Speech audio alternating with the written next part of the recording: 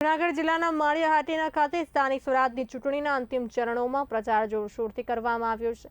ધારાસભ્ય ભગવાનજી કરગઠિયાની ઉપસ્થિતિમાં ભવ્ય રેલી યોજાઈ હતી। રેલી શહેરના રેલવે સ્ટેશન ચોકથી પ્રસ્થાન કરી સ્ટેશન પ્લોટ, જલારામ ચોક, સિનેમા ચોક, કિસાનપરા, મહારાણા પ્રતાપ ચોક, મેઇન બજાર, કટલરી બજાર થઈ ગીર દરવાજા સુધી પહોંચી હતી। આ રેલી દરમિયાન ધારાસભ્ય સહિત આગેવાનો દ્વારા ડોર ટુ ડોર લોક સંપર્ક કરવામાં આવ્યો।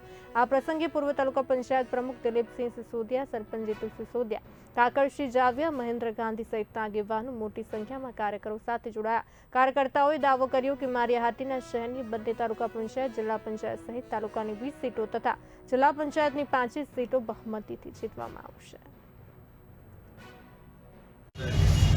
આજરોજ માળિયા જિલ્લા પંચાયતની સીટ અને નીચે આવતી 2 તાલુકા પંચાયતની સીટનો માળિયા શહેરમાં લોકસંપર્ક માટે નીકળેલા અને લોકોનો ઉત્સાહ અને લોકોનો આવકાર જોઈ અને આ 3 સીટ ભારતીય જનતા પાર્ટીને મળશે એવો અમને વિશ્વાસ છે।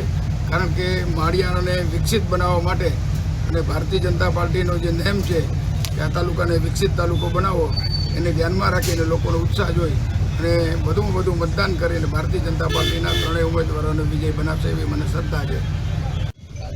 આજરોજ માળિયા સિટીની અંદર લોકસંપર્કનો કાર્યક્રમ માળિયાના ઉમેદવાર, જિલ્લા પંચાયતના ઉમેદવાર ભાઈ શ્રી જીતુભાઈ, તાલુકા પંચાયત 1 નંબરના ઉમેદવાર ભાઈ શ્રી જીવાભાઈ અને માળિયા 2 નંબરના ઉમેદવાર ભાઈ શ્રી કાપરાજભાઈના ચૂંટણી પ્રચાર અર્થે વેપારી અને ગામની અંદર માહોલ સારો એવો વાતાવરણ છે અને દરેક લોકસંપર્ક કર્યો છે, દુકાને દુકાને બધાને ફરીને અને સારો એવો માહોલ છે। અને આ વાતાવરણ જોઈ અને એવું લાગે છે કે બંને ઉમેદવાર અને જિલ્લા પંચાયતના ઉમેદવારની સારી એવી લીડ છે।